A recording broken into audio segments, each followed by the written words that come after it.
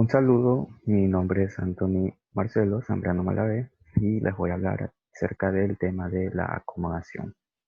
La acomodación es la capacidad del ojo para variar su poder refractivo con el fin de obtener una imagen en la retina lo más nítida posible de los objetos de los que se desea tener más información visual y que puedan estar situados a diferentes distancias, sea lejos o cerca. Antes de entender el tema de acomodación, es importante tener en cuenta estos aspectos relevantes del cristalino. Esta es una estructura biconvexa y transparente, tiene un radio de curvatura anterior de 10 milímetros, una curvatura posterior de 6, un espesor de 4 milímetros, un peso de 220 miligramos en los adultos, un poder dióptrico de aproximadamente 20 dioptrías, un índice de refracción de 1.33. Este es avascular, ya que el humor acuoso es quien le suministra sus nutrientes y tampoco posee inervación. Ahora sí, vamos con los tipos de acomodación. Tenemos la acomodación fáquica. Esta es el aumento en el poder dióptrico en el ojo, la cual permite enfocar objetos cercanos gracias a la modificación de su cristalino. Luego tenemos la acomodación pseudoafáquica. Esta, por lo general, es la que se da en los pacientes con lentes intraoculares, ya que al contraerse el músculo ciliar se produce una alteración de la lente intraocular como un desplazamiento anteroposterior de la misma. Luego tenemos lo que es la pseudoacomodación. Esta se refiere a alcanzar una visión de cerca funcional en ojos que sufren de presbicia, con su mejor corrección de lejos a través de un proceso no acomodativo. Luego tenemos la acomodación física. Esta expresa la deformación física del cristalino y se expresa en dioptrías. De esta forma, si el poder convergente del ojo aumenta en una dioptría, hablamos de un gasto de una dioptría de acomodación. Y por último tenemos la acomodación fisiológica, que no es más que decir que es la acomodación natural. Luego tenemos el mecanismo de la acomodación. Sabemos que el cristalino sufre modificaciones tanto en visión próxima como en visión lejana, y aquí las vamos a detallar. En el enfoque en visión próxima, aquí el músculo ciliar se contrae, como vemos en esta imagen, y las fibras de la zónula se relajan, dado que la cápsula del cristalino estará distendida y este adoptará una forma esferoidal, con lo que va a aumentar su poder refractivo. Esto en la visión cercana. Luego tenemos en la visión lejana, aquí el músculo ciliar se relaja, pero en cambio, ahora quienes se tensan son las fibras zonulares y el cristalino adopta una forma aplanada, disminuyendo su poder de refracción. Luego tenemos las teorías de la acomodación. En las teorías de la acomodación ha habido varias personas que han propuesto sus teorías acerca de esta a lo largo de la historia. Tenemos a Helmholtz. Él consideró que el cristalino era elástico y que en estado normal este se mantenía distendido y aplanado por la tensión del ligamento suspensor. Luego tenemos a Gullstrand. Él demostró el mecanismo intracapsular de la acomodación, dado que cuando el cristalino acomoda, sus fibras se desplazan una sobre otra, aumentando el índice de refracción de este. A este mecanismo lo llamó acomodación interna y a los cambios de curvatura de las capas externas lo llamó acomodación externa. Luego tenemos a Finchman. Él demostró que el cristalino no es elástico, sino plástico y por tanto sin forma propia. La cápsula es elástica e impone la sustancia plástica del cristalino su propia forma. Luego tenemos la teoría de Weyl. Él señala que la sustancia del cristalino tiene cierta elasticidad propia. La cápsula elástica impone su forma natural conoidal sobre la sustancia del cristalino, el cual resiste a las fuerzas elásticas de la cápsula. Luego, la sustancia interior del cristalino es también algo elástica y no solo plástica. Luego tenemos la teoría de Fischer. Este ha demostrado que la sustancia del cristalino es elástica y que lo que determina la forma del conjunto es la interacción de la elasticidad de la cápsula y de la sustancia de la lente. Y por último, tenemos la teoría de Henderson, que esta está basada en la dualidad anatómica del músculo ciliar. Sí, esta no es más que decir, esta no describe más que la acomodación como se la conoce a día de hoy. Luego tenemos los fenómenos asociados a la acomodación. Los fenómenos asociados a la acomodación. La acomodación va acompañada de tres, tres fenómenos como tal, que son la acomodación como tal, la meiosis y la convergencia. A estos tres fenómenos unidos se les llama la tríada acomodativa y esta va enfocada a formar una imagen única y nítida en distancias cercanas o lejanas.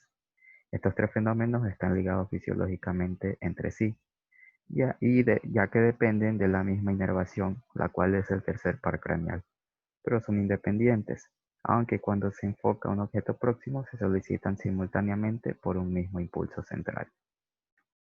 Luego tenemos los componentes de la acomodación. Son cinco. Tenemos la acomodación tónica, la cual es aquella que está presente ante la ausencia de estímulo acomodativo.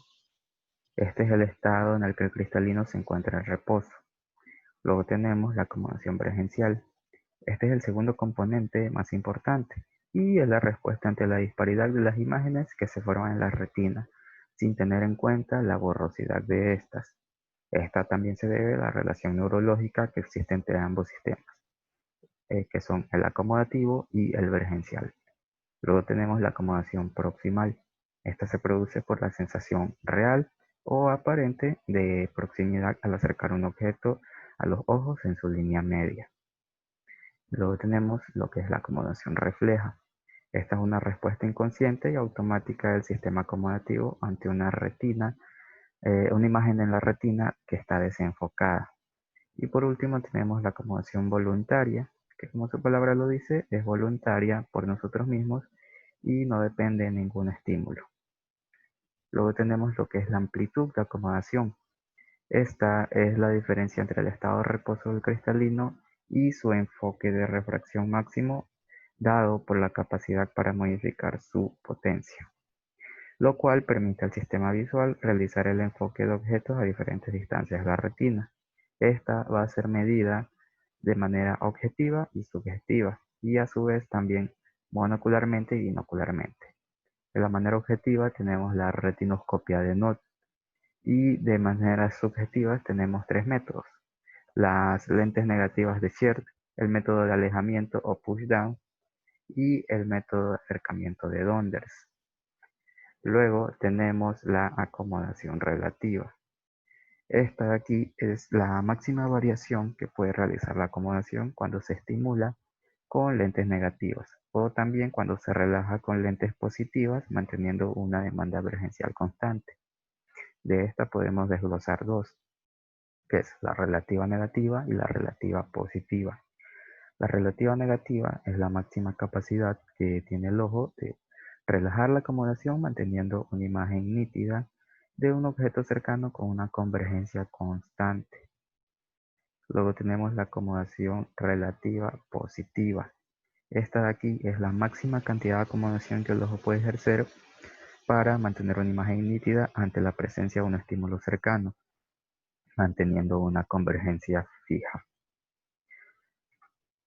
Luego tenemos la flexibilidad acomodativa. Esta de aquí es la habilidad que tiene el sistema visual de realizar cambios dioptrícos bruscos de forma tanto precisa como cómoda.